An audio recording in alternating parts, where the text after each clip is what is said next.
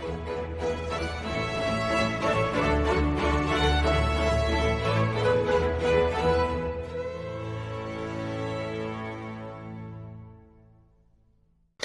ladies and gentlemen, and welcome to another episode of the Daily Friends Show. I'm your host, Nicholas Lorimer, and today I'm joined by Makone Maja. Makone, how are you doing? Hey Nick, I'm good. How about you? Glad to be back. Yeah, no, it's good to have you back. You are buzzing a little bit on your microphone there, so just check that if you can. But Makone is joining us with somewhat disrupted signal because of our wondrous, glorious overlords at ESCOM who have decided to deprive her of electricity to her router. We're also joined today by Dr. John Endres. John, how are you? Very well, Nicholas, and thank you as always for inviting me. Indeed, very good to have you on. Well. So, as always, South Africa continues to be a wacky and wild place. This year, we've unfortunately had to talk a lot about hitmen and assassinations on this show. And that's, of course, been very much in the news with the assassination of music star, aka recently, who was shot outside a Durban nightclub. But he's not the only one who's got assassination on that's not the only case where assassinations on the mind, because we have had this very bizarre story that's been bubbling away for the last week, where the EFF Secretary General, Marshal Dlamini, who is from KZN, publicly announced and was supported by Julius Malema in this, that the IFP had a plot to assassinate him. And I'm not quite sure why this was, presumably because he was responsible in part for breaking the coalition agreements between EFF and IFP. And that he said that he had come by this information because Police Minister Bheki Cele had called him and told him personally that they had received information that the IFP were going to do this.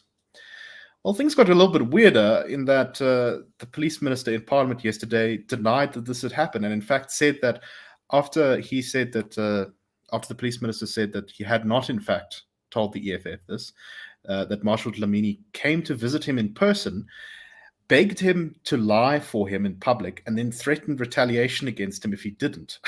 So it's a very bizarre story. At the same time, there's a report that's come out, I think it was published by Ground Up, which is about South Africa's hitman industry, and there is some absolutely shocking detail in the story. Apparently, a hitman can be hired for, at the low end of the scale, as little as 2,600 rand for an assassination, and that at the higher end, which includes people, interestingly, like Mafia, taxi Mafia bosses, you have to pay 100,000 rand for an assassination. Most of the hitmen apparently come from a couple of places in the Eastern Cape: Ngoma, Msinga, Bergville, Wenene, Harding, or Bizana. And it seems to be quite a competitive industry with such low prices.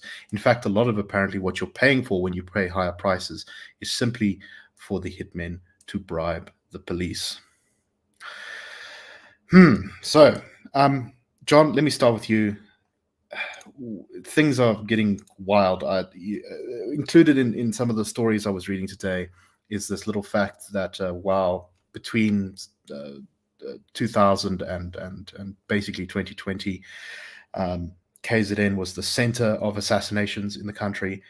I think Gauteng has now, at least one of the past couple of years, has actually pipped KZN in terms of number of paid hitmen and assassinations carried out.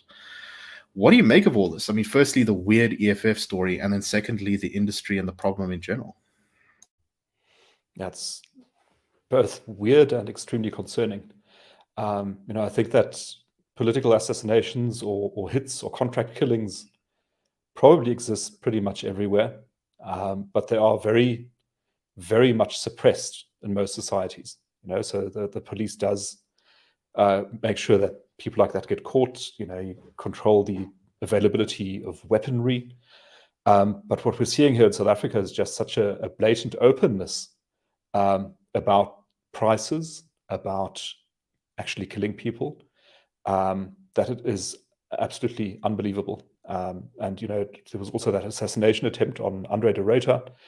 So it's like the head of the state electricity company being subjected to an assassination attempt. Here we have politicians talking about them being exposed to being assassinated. We had the captain of the South African soccer team being assassinated, a few years ago, or killed at least. It's still not clear whether that was a robbery or an assassination. It's still not resolved. Who was responsible? There hasn't been a proper trial, as far as I know, and that is. And killing ward councillors has a standardized price. Apparently, it's between 20 and 40,000 rand, depending on how high profile they are. Yeah, that's completely insane. And what is reflection of, I think, is just the breakdown of this notion that the state should have the monopoly on violence. That's how civilized societies define themselves, and that is going out the window here. It's the state clearly doesn't have the monopoly.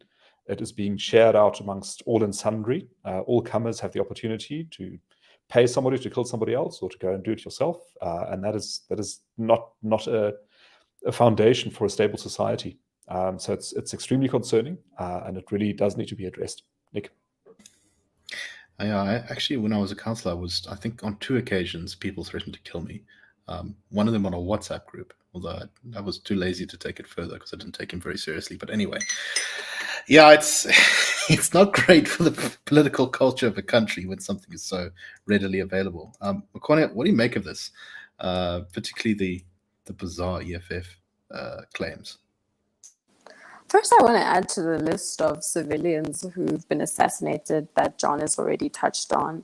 We have the infamous Devani case where her husband ordered her killing. And then we had another domestic violence instance. I do not remember the name of the gentleman, but he had a Greek surname. And the police had intercepted his car, and there were videos of him interacting with the assassins. And it's not surprising to me to see the rates, right, that these MPs go by. Because these are really poor people willing to do anything for a quick buck at that, even if it means killing someone. But the EFF story is, like you said, quite bizarre. It's a bit of a he said back and forth there. And I'm not really persuaded by the EFF's argument that the IFP would want to have the Secretary General assassinated. The IFP have gone on to talk about how they are happy to lose some of those positions they've held via the EFF coalition. And the EFF itself has lost, 8 deputy mayoral candidates from the breakdown of this coalition. So I'm not convinced. Makone, your mic is still crackling. I think you should change it if you can, while I move on while we finish off this topic. Okay. John, any final thoughts to add on this? I mean, this is, I think, a kind of a problem that once it kind of seeps into your political culture, and we've seen this in KZN, is that even when the initial conditions that created it sort of disappear, you have a change of political power. So the background to the KZN political killings is almost certainly the People's War and the aftermath of the fighting between the IFP and the ANC. I think that was a big contributor to it. But even once that became less important in the political function, this culture of assassination was still deeply embedded. And I fear that it will be the same for the rest of the country if it continues to spread. What should be done to tackle this? Is it just a case of getting the police working?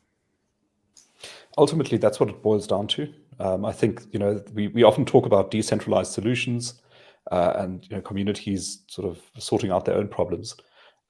In law enforcement, that's not a great option, because what you get then is effectively warlords battling it out for power and for the local monopoly on violence. And that really is an outcome you don't want, because it does mean gang warfare, shootouts in the street, and many, many casualties of that kind of process. So I think this is certainly one of those instances where really you want a centralized solution, actually, in a sense. You do want the state of the monopoly on violence. You want a competent and honest police force that takes its responsibilities seriously, which at the moment we don't have. So yeah, I think it is a very serious matter, very hard to address, and probably not going to be addressed under the current administration. We see some comments in the chat about our current police minister, who's not widely respected, I think. and has given South Africans little reason to respect him. It is a symptom of the politicization of the police force, which has been typical for South Africa for the past 30 years almost. We've had very few police commissioners who've not left office in disgrace over corruption or involvement in shady deals. And why is that? I think it's because the incentives are all set in the wrong way. Politics plays too much of a role in policing, and really that should be a technocratic endeavor that ensures that the outcomes are good, and it's a professional force instead of a political entity. Nick? I'd like to go on a brief tangent about Clele.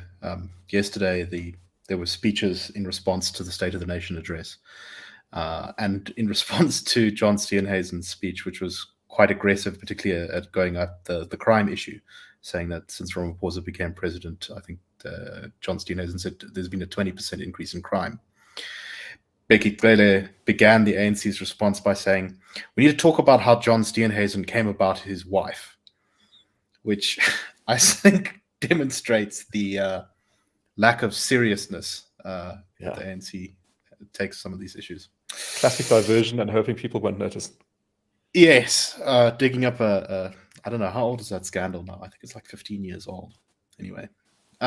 Okay, let's move on to the next story. That may be better than the "my mother was a domestic worker" angle that he usually goes for. Yeah, no.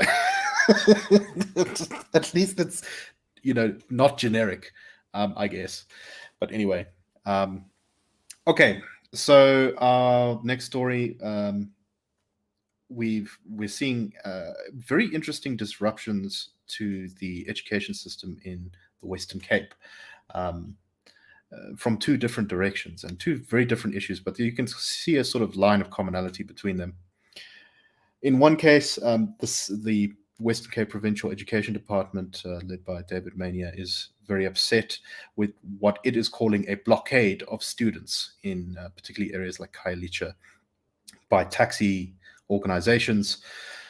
David Mania claims that these taxi organizations have, over the past, I think today and maybe yesterday as well, prevented at least 5,000 students from being able to go to school in the province because they want to be cut in on the province's busing scheme. The Western Cape buses quite a few students from poorer areas to school. And according to Mania, the taxi industry has said that unless you give us some of those contracts, or at least some taxi organizations have said, at least you give us some of those contracts, we're not going to allow anyone to come in and out of the townships carrying students, which is pretty crazy. He said, "We are in the process of finalizing an affidavit in order to lay a criminal complaint against the Taxi Association with SAPS and exploring the possibility of an urgent interdict to terminate the blockade. We will not meet with any minibus taxi association until they end the blockade and stop terrorizing our children and our parents. Our government is united. We do not negotiate with a gun to our head." Different issue, but kind of similar tactics. We're seeing at UCT, where the SRC, the Student Representative Council, which is I'm not sure what the turnout was for the last election at UCT, but the SRC is usually elected with somewhere between 25% and 30% of eligible voters turning up to vote. I think it's led by the EFF, although most of its members call themselves independents. They are currently blockading the campus at UCT and preventing any classes from being held. They say they will continue to do this until such a time as students who owe money to the university are allowed to register. So currently, if you owe money to the university, I don't think this counts for sort of first year, but I think in second year, they don't allow you to register for a new year unless you've paid a certain amount of your fees. The SRC said, what we are advocating for is for all academically capable students to have an opportunity not only to register, but to have access to housing. And they have claimed that the university is not housing enough students, and this is creating severe problems for many of the poorer students, particularly the NSFAS-funded ones. We start with you again, John. What do you make of this? It's interesting here how, in both cases, we're seeing other people's education being disrupted by groups who are not necessarily representative of the wider community. Yeah, so, I mean, one of the overarching questions here is the right to protest. Should people be allowed to protest? And very obviously, the answer is yes. I think it's a constitutional right. It's freedom of expression, freedom of association. If you're upset about something, you should be allowed to march and show your displeasure. But what we're seeing in Cape Town, Khayelitsha, at UCT now, is not only protest, but also disruption of the lives of uninvolved people. And I think that is crossing a boundary where I think that the authorities in charge of the respective area of education should be quite firm. And so in this case, I think that the Western Cape Education Department's approach is the right one, which is to say, for as long as you put a gun to our head, we can't talk to you. You've got to put the gun away, then we can talk. I think that's quite appropriate. It's also right to use the police or the courts in order to get the taxi associations to stop their disruption. And then you can negotiate and find a way to do things. At UCT, historically, my sense is that the university has been far too compliant with the demands of protesters, going all the way back to the mid-2010s, around fees must fall, roads must fall, and so on, and acceding to the demands of the protesters, who are usually a small number of students, in some cases not even students, but people who appear on campus and are there to disrupt. And I think they're really, UCT should also take a lot harder line in saying that you may protest, but you may not disrupt operations. In the case of UCT this week, they've decided to go online for the whole week, causing huge disruption.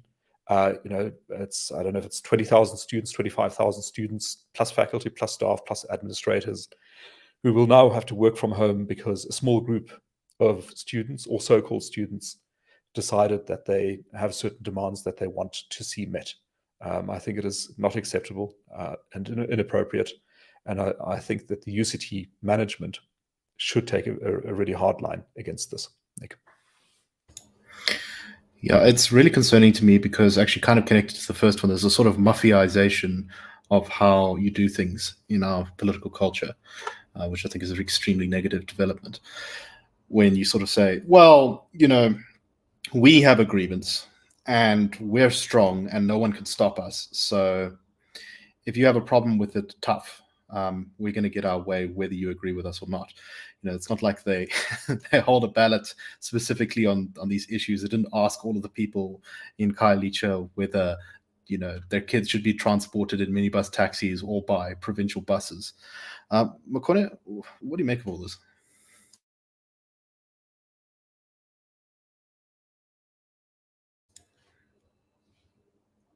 I think we've lost her, unfortunately. Escom. Anyway, Don, back to you. same sort of question. I mean, yeah, we've seen this in so many industries. We've got in construction. We've seen it in transport for a while. And again, it's as you were saying earlier. Once the principle takes hold and is established, it just spreads further and further out. And that's exactly the case here. It's the ultimatum approach to negotiations. You put your maximum demands in there, you expand those over time, you disrupt whatever processes your counterpart has going in order to reinforce the strength of your demands, and it's extremely damaging. The damage extends far beyond the institution itself that is affected. In the case of the school children in Khayelitsha, the article that you reference also mentions the taxi associations stopping cars of parents, for example, taking their kids to school. And just imagine that. Imagine your kids, you're taking them to school because the taxis aren't driving, and then the taxis stop you and they say you can't take your kids to school. It's completely unacceptable. And really, the police needs to step in there and do something about that. Nick. Yeah, it's all right. I think Makone is back. Makone, are you with us again? I think so. I'm so sorry. No worries.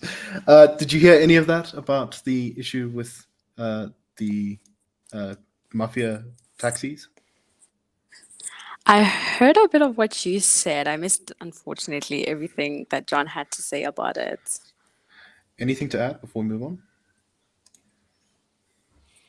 Just that I'm glad to see one municipality or province take a stand against the hostage being held hostage by a taxi association, because we know that a lot of the ways that municipalities are able to affect BRTs across cities, right? So your Arieng buses, your Tshwane buses, your Metro buses, Rea Vaya, is for them to actually bribe taxi associations so that they get out of the way and let them operate.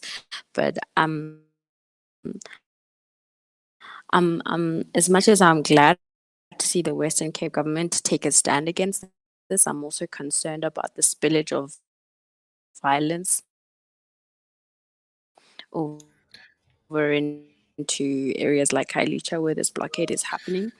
I think South Africa has a very high reward, disproportionately high reward system for protests. And that's why you see perpetual protests year after year taking place at university levels, right? Because this fee blockage at University of Cape Town is not the first one. This has happened at these universities where students protest fee blockages without really any sustainable solution. So I'm interested to see how the University of Cape Town resolves this one, and also how this issue of the taxi association in Khayelitsha unfolds. Yeah, I agree with that point completely.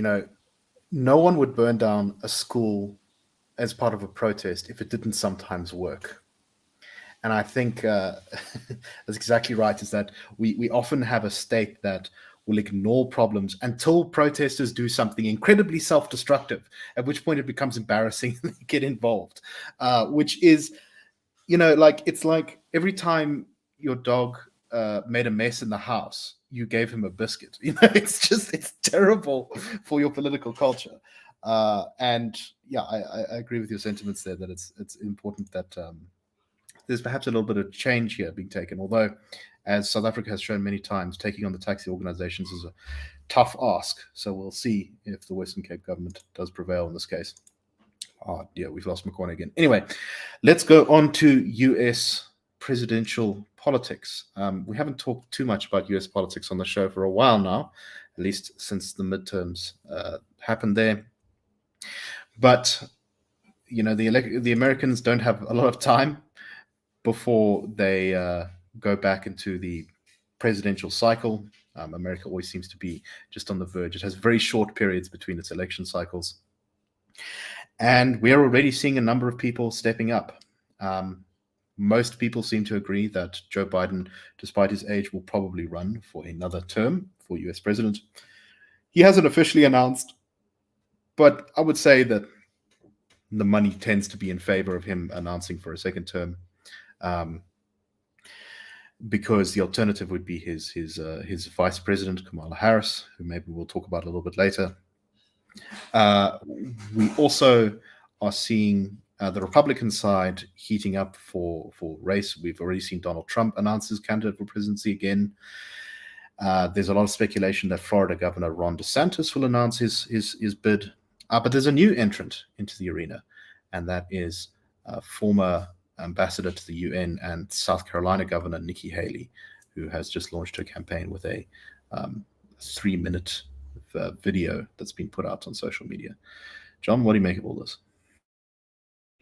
I find it quite fascinating because my impression so far, and I must tell our audience here that on this topic, our host is far more knowledgeable than his guests are, so we will defer to his insights. But for me as a layperson observing this from afar, it looks to me like the Republicans are gaining a spectrum of candidates from extremely divisive and polarizing to slightly less so to pretty middle of the road. And that is probably quite a great asset for the Republicans to have. So if Donald Trump, I think, announced in November last year that he was running, so he's clearly going to be the polarizing candidate. You either love him or you hate him. It's going to get Americans riled up, whether they support him or whether they oppose him. It's pretty clear what he stands for.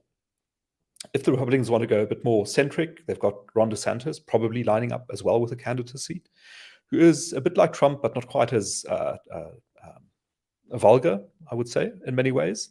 But is quite a hardline Republican as well. And now you've got another step towards the middle, towards the center, which would be Nikki Haley, who is also a tough cookie. but she's, I think, a step towards the middle from those two candidates.